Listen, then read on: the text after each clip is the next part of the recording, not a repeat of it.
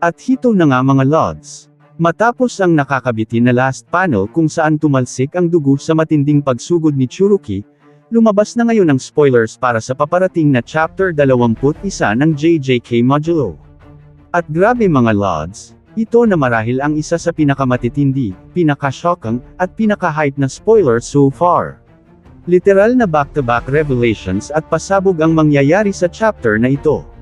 Pero gaya ng lagi kong paalala, spoilers pa lang po ito, hindi pa full chapter. Ibig sabihin, ang mga eksena at impormasyon na ibabahagi ko ngayon ay rough pa, kulang-kulang pa, at subject to change pa rin. Pero kahit ganoon, sobrang lala na agad ng mga nangyayari. So huwag na nating patagilan pa, let's go. Nagsimula ang chapter sa isang nakakagulat na resulta ng laban. At ang masugitan at muntik ng matalo ay si Churuki, hindi si Maro. Habang gagawin na sana ni Churuki ang kanyang finishing move, bigla niyang binitiwan ang espada, at imbes na ituloy ang atake, tila napahinto siya. Kasabay nito ay ipinakita ang isang flashback sa kanyang nakaraan. Naalala niya ang kanyang kapatid na si Mai, at kung paano sana nagbago ang lahat kung hindi ito namatay noon. Pagbalik sa kasalukuyan, tuluyang naguluhan at naging emosyonal si Maro. Hindi niya maintindihan kung bakit biglang tumigil si Churuki. At dito na binitawan ni Churuki ang mabibigat na salita. Hindi raw niya alam kung bakit niya ito ginawa. Pero ayon sa kanya, ang future kung saan siya ang panalo ay isang future na ayaw niyang mangyari. Para sa kanya, mali iyon. Ang mga salitang ito ay tuluyang bumasag kay Maro. Halo-halo ang naramdaman niya, galit, lungkot, pagkabigo, at kalituhan. Hindi na niya alam kung ano ang dapat niyang gawin. Sa simula pa lang, ang gusto lang naman nila ay kapayapaan at matitirhan. Tumatakbo sila mula sa mga mananakop. Pero pagdating nila sa Earth, sila naman ang tila naging mananakop. Sila na ngayon ang kinatatakutan. Dahil dito, tuluyang napaiyak si Maro, sinasabing hindi na niya naiintindihan ang nangyayari sa mundo. At sa harap niya, biglang nagpakita ang kaluluwa ni Rika. Biglang lumipat ang eksena sa loob ng Nona ship ni Maro. Sa loob nito, makikita ang isang napakalaking nilalang na may third eye, isang sinaunang nilalang mula sa planeta ni Maro na tinatawag na Kalian. Makikita rin sa itaas ang spaceship, habang si Dabura naman ay naghahanda na ng isang one-shot attack laban kay Mahoroga. Ngunit bago niya tuluyang ilabas ang atake, may naisip siya. Isang barrier technique, na tila nagpapahiwatig na alam ng mga simurian ang konsepto ng domain expansion. Habang naghahanda si Dabura, napansin niyang umiikot at nagbabago si Mahoroga. Tila nag-a-adapt na naman ito. At dahil dito, walang pag-aalinlangan. Inactivate na ni Dabura ang kanyang domain expansion. Ang kauna-unahang domain expansion na nakita natin sa JJK Modulo. Ayon sa rough translation, ang pangalan nito ay Reverse Crossing.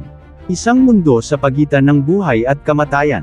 Biglang nagbago ang paligid, at ramdam agad ang bigat ng kapangyarihan. Muling lumipat ang eksena, at biglang na-transport si Yuji sa loob ng Nona ship, kasama si Maro. Nakaharap nila ngayon ang sinaunang Kalian. Dito sinabi ni Yuji na nabanggit na noon ni Toro ang tungkol sa mga nilalang na ito. Tinanong din niya kung bakit siya ang dinala rito ni Maro. At dito na nagkaroon ng malaking reveal. Ayon kay Maro, ang curse technique niya ang pumili kay Yuji bilang worthy witness at representative ng Earth sa kanyang hanggarang pagkakaisa ng Simurians at Earthlings. Ipinahayag rin na ang Kalian na ito ang pinakamatandang nilalang sa kanilang tribo, at napakahalaga nito sa kanilang lahi. At ang ibig sabihin pala ng harmony para kay Maro ay ang pagbuo ng isang mundo kung saan hindi na mag-e-exist ang cursed spirits. Dahil dito, ibinigay ni Yuji kay Maro ang soul book ni Yuki. Ang librong naglalaman ng mga research ni Yuki tungkol sa kaluluwa at sa mga posibleng paraan para tuluyang mabura ang cursed spirit sa mundo. Bilang susi sa pagkakaisa, dinala ni Maro si Yuji sa isang lugar na ayon sa kanya ay daan ng mga kaluluwa sa Earth. Ngunit sinabi rin niyang may nakatira raw doon. Pagpasok nila sa isang silid, isang pamilyar na mukha ang lumitaw. Walang iba kundi Mao ito. Binati niya agad si Yuji at sinabing matagal na raw niyang hinihintay ang kamatayan nito para makapag-reincarnate siyang muli. Ibig sabihin, buong panahon palang naghihintay si Mao ito kay Yuji. Ngunit nagulat siya nang makita niyang buhay pa ito, kasama pa si Maro. Sinabi ni Yuji na naparito lang siya dahil pinapunto lang siya rito. At dito tuluyang natarante si Mahito. Pagkatapos nito, bigla siyang natamba. Ipinapahiwatig na may gagawin sila ngayon kay Mahito. Isang hakbang patungo sa tuluyang pag-burn ng cursed spirit sa mundo. Grabe mga kaibigan, sobrang tindi na agad ng chapter 21 sa spoilers pa lang. At napakarami pang eksena at detalye ang hindi pa naisama rito. Kaya sobrang excited na ako sa full chapter review nito, dahil doon natin masusuri ng buo ang plano ni Yuji at Maru, ang domain ni Dabura, at ang magiging papel ni Mahito sa pagbabagong ito ng mundo.